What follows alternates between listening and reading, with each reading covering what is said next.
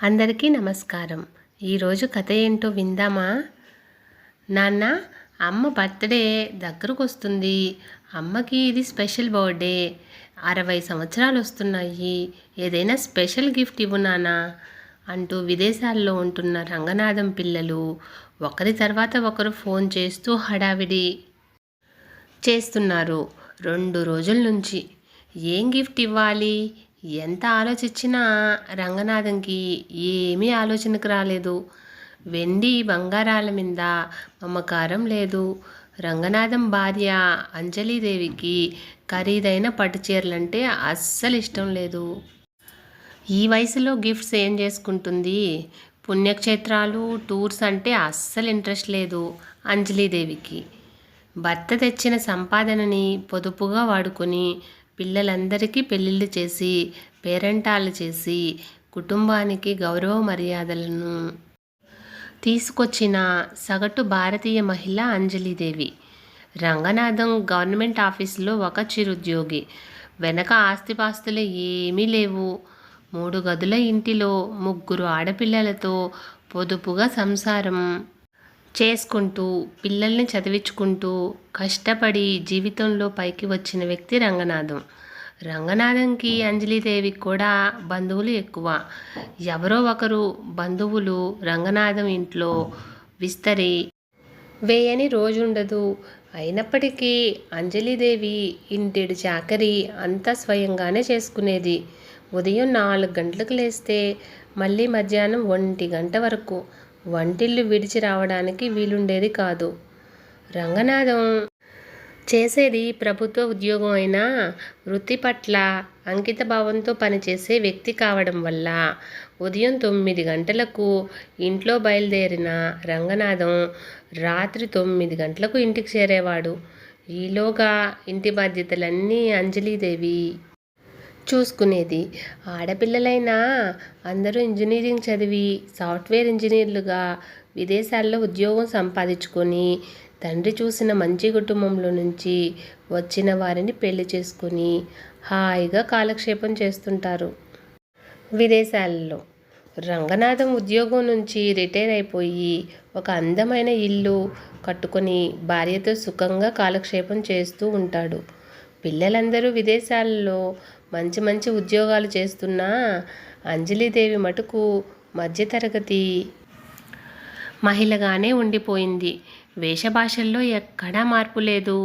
అలాంటి తన భార్య అంజలీదేవికి ఏమి బహుమానం ఇవ్వాలో ఆలోచించుకుంటూ రాత్రంతా నిద్ర లేకుండా గడిపి ఒక నిర్ణయానికి వచ్చాడు రంగనాథం. మనో నివాసం ఉండే ఇంట్లో వంటిల్లు అత్యధిక ప్రాధాన్యత కలిగింది. ఇంట్లో ఉండే వాళ్ళ ఆరోగ్యం పెంపొందించడానికి, అనారోగ్యం తేవడానికి కూడా వంటిల్లే కారణం. అలాంటి వంటింటికి మహారాణి ఇంటి ఇల్లాలు. ఒక స్త్రీ ఇల్లాలుగా బాధ్యతలు చేపట్టిన తర్వాత చివరి వరకు ఆ వంటింటిలోకి అడుగుపెట్టకుండా కుదరదు. ఒక స్త్రీకి ఉండే అన్ని బాధ్యతల్లోకి వంటింటి బాధ్యత చాలా ఎక్కువ. అది కేవలం స్త్రీకే పరిమితం అయిపోయింది ఈ బాధ్యత. ఒక ఉద్యోగికి పదవీ విరమణ ఉంటుంది కానీ స్త్రీకి వంటింటి బాధ్యతల నుండి విముక్తి ఉండదు. పాపం అంజలీదేవి ఇన్నాళ్ళ నుంచి ఒక్కరోజు కూడా తన పనిలో సహాయం అడగలేదు. అలసిపోయి వచ్చేటప్పటికి సౌకర్యవంతంగా అన్నీ పనులు చేసి పెట్టి ఉంచేది. పాపం జ్వరం వచ్చినప్పుడు కూడా ఏనాడు ఒక కప్పు టీ నీళ్లు పెట్టి ఇచ్చిన పాపాన పోలేదు రంగనాథం. తను ఇన్నాళ్ళు చేసిన తప్పు ఇప్పుడు గ్రహించాడు రంగనాథం. అలా మర్నాడు ఉదయం 5 గంటలకి అలారం పెట్టుకొని రంగనాథం లేచి గబగబా కాలకృత్యాలు తీర్చుకొని స్నానం చేసి వంటింట్లోకి అడుగుపెట్టాడు. అంజలీదేవి లేచేటప్పటికి కాఫీ కప్పుతో ప్రత్యక్షమయ్యాడు. ఎప్పుడూ లేటుగా లేచే భర్త అలా లేచి కాఫీ కప్పు పట్టుకొని వచ్చేటప్పటికి ఆశ్చర్యంగానూ ఆనందంగానూ అనిపించింది అంజలీదేవికి. భార్యకి ఒక కాఫీ కప్పు ఇచ్చి అంజలీదేవికి ఒక కుర్చీ చూపించి తను కూడా ఎదురుగా కూర్చొని కాఫీ తాగడం ప్రారంభించాడు రంగనాథం. ఎప్పుడూ కాఫీ కప్పు ఇవ్వగానే పేపర్లో మునిగిపోయే రంగనాథం తన ఎదురుగుండా కూర్చొని కాఫీ తాగడం వింతగా అనిపించింది అంజలీదేవికి. ఇన్నాళ్ల పెళ్లి జీవితంలో కాఫీ తాగావా అని కూడా ఎప్పుడూ అడగలేదు రంగనాథం. అలాంటిది ఈరోజేంటి అనుకునింది అంజలీదేవి. ఇవాళ టిఫిన్ ఏం చేయమంటావు అని అడిగాడు రంగనాథం. ఏంటి ఈవేళ ఏమైంది? అన్నీ కొత్త కొత్తగా ఉన్నాయి. జీడిపప్పు ఉప్మా నీకు ఇష్టం కదా, నేను తయారు చేస్తున్నా అంటూ వంటింట్లోకి వెళ్ళిపోయాడు. ఇంతలో మొబైల్ మోగింది. ఎవరా అని అంజలీదేవి తీసి చూసేసరికి పిల్లల దగ్గర నుంచి ఫోన్ ఎత్తగానే అమ్మా హ్యాపీ బర్త్డే అంటూ గట్టిగా అరిచారు ముగ్గురు పిల్లలు.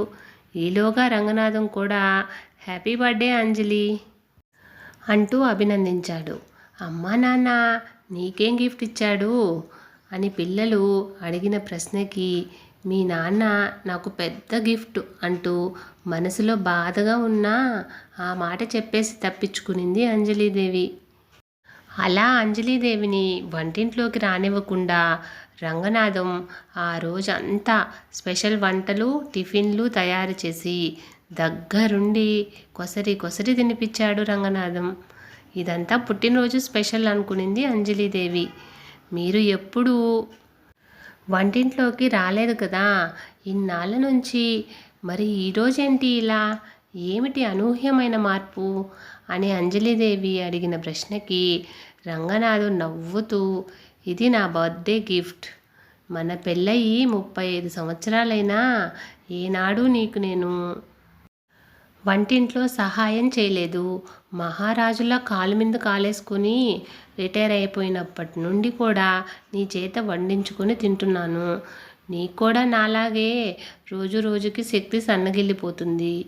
ఈ వయసులో విదేశాలలో పిల్లల దగ్గర మనం ఉండలేం. నువ్వు కూడా ఇదివరకులాగా పనులు చేయలేవు, బయట తిల్లు తినలేం. మనకు మనమే బరువైపోతున్నాం.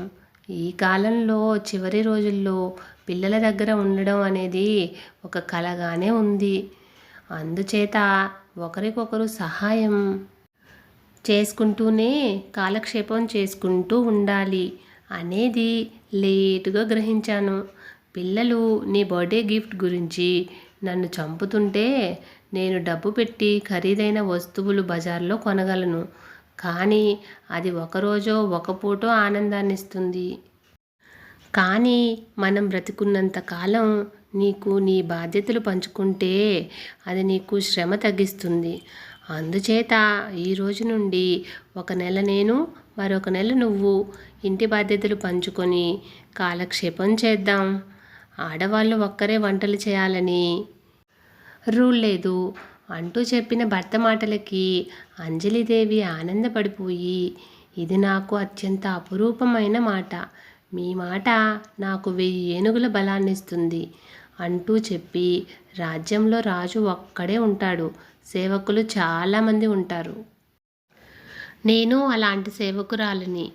నా కంఠంలో ఊపిరి ఉన్నంత వరకు మీరు వంటింట్లోకి రానక్కర్లేదని చెప్పింది అంజలీదేవి. ఆ మాటతో రంగనాథం ఆడజన్మలోనే ఉందా గొప్పతనం అనుకుని భార్య వైపు ప్రేమగా చూస్తూ ఉండిపోయాడు. ఎన్నిసార్లు బతిమాలిన అంజలీదేవి వినిపించుకోకపోవడంతో ఒక మంచి వంట మనిషిని తీసుకొచ్చి ఇంట్లో పెట్టాడు రంగనాథం. ఎలాగైనా సరే భార్యని బాధ్యతల నుండి విముక్తి చేయాలనే సంకల్పంతో. నిజమే, కుటుంబ బాధ్యతలతో మానసికంగా శారీరకంగా అలసిపోయిన ఆ స్త్రీమూర్తులకి కొంచెం విశ్రాంతి ఇవ్వాల్సిందే. ఇది అందరూ ఆలోచించవలసిందే. ఫ్రెండ్స్, ఇలాంటి మరిన్ని వీడియోస్ కోసం సన్ పాజిటివ్ థాట్స్ ఛానల్ను సబ్స్క్రైబ్ చేసుకొని సపోర్ట్ చేయండి. వీడియో నచ్చితే లైక్ చేసి షేర్ చేయండి.